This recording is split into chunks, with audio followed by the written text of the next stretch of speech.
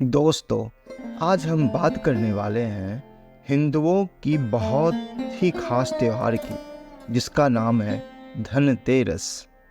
माना जाता है कि इस दिन माँ लक्ष्मी, यम, धन्वंतरी और कुबेर के पूजा से इनकी कृपा हमें मिलती है।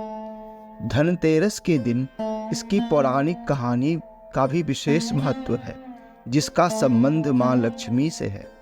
धनतेरस ये दो शब्दों से मिलकर बना है।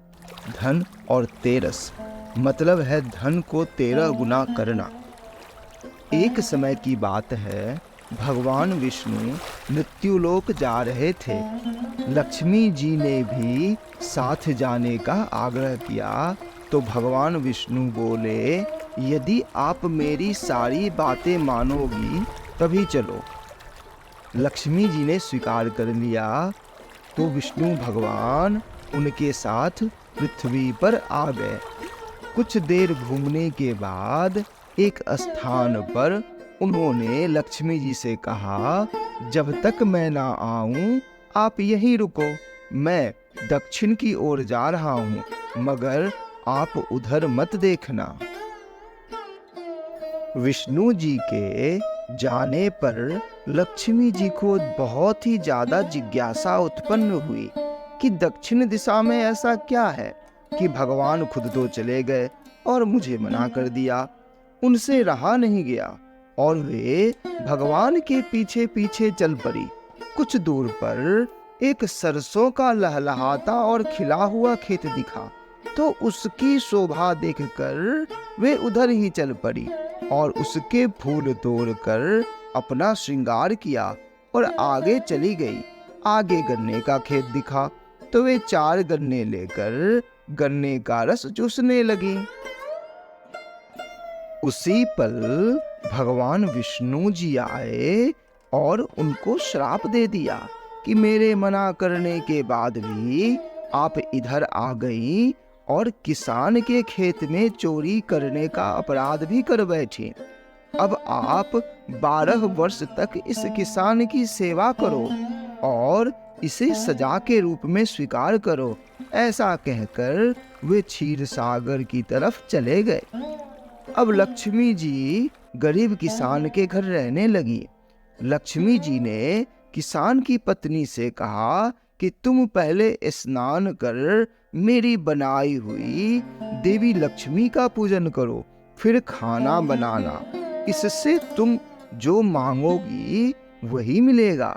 किसान की पत्नी ने वैसा ही किया। पूजा के प्रभाव से किसान के घर अन्न, धन, रत्न, स्वर्ण आदि से भर गया। लक्ष्मी जी ने किसान को धन धान्य से पूर्ण कर दिया, जिससे किसान का 12 वर्ष बड़ा ही आनंद से कटा।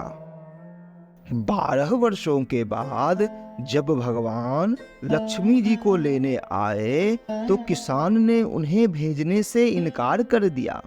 लक्ष्मी जी भी किसान के मर्जी के बगैर जाने को तैयार नहीं थी, तो विष्णु जी ने एक चालाकी करी।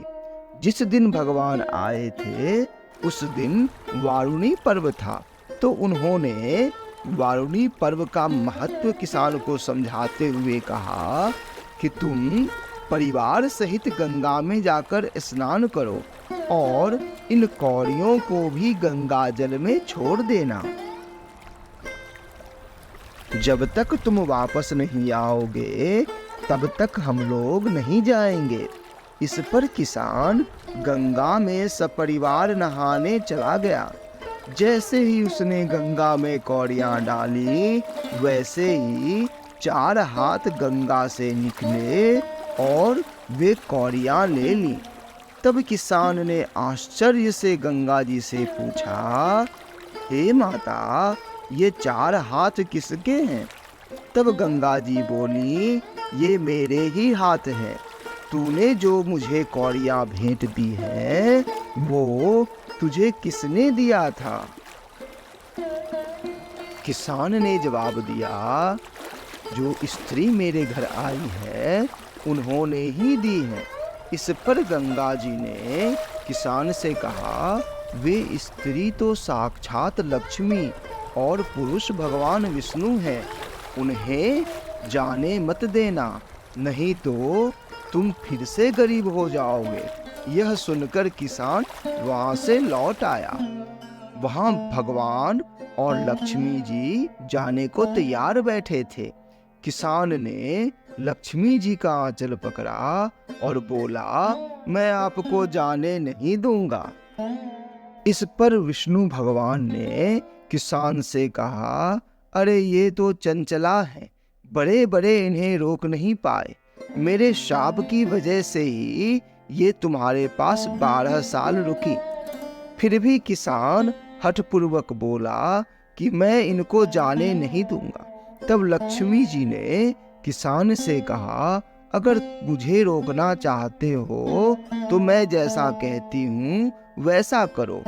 कल तेरस है, तुम कल घर साफ करके रखना, मैं कल तुम्हारे लिए धनतेरस मनाऊंगी।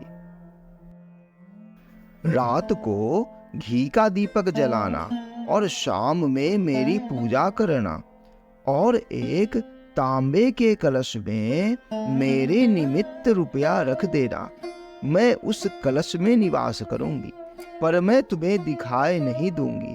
मैं सिर्फ इस दिन मेरी पूजा करने से साल भर तुम्हारे घर से नहीं जाऊंगी, तो प्रतिवर्ष मेरी पूजा करना। यह कहकर वे दीपक के प्रकाश के साथ 10 दिशाओं में फैल गई और सभी देखते ही रह गए। अगले दिन किसान ने लक्ष्मी जी के बताए अनुसार पूरे विधि विधान से पूजा करी, जिससे उसका घर धन धान्य से भर गया। इसी भांति हर साल वह इस दिन पूजा करने लगा। यह दिन धनतेरस के नाम से प्रसिद्ध हुआ और इसी प्रकार धनतेरस का त्योहार पूरे देश में मनाया जाने लगा। धन्यवाद। दोस्तों, वीडियो को देखने के लिए बहुत बहुत धन्यवाद। कृपया इसे लाइक करें, शेयर करें, और अगर आपके पास कोई भी सुझाव या टिप्पणी हो तो हमें कमेंट कर अवश्य साझा करें और इस चैनल को सब्सक्राइब करें। आपका थोड़ा सा भी सहयोग हमारे आत्मबल को बहुत ही बढ़ाता है। धन्यवाद।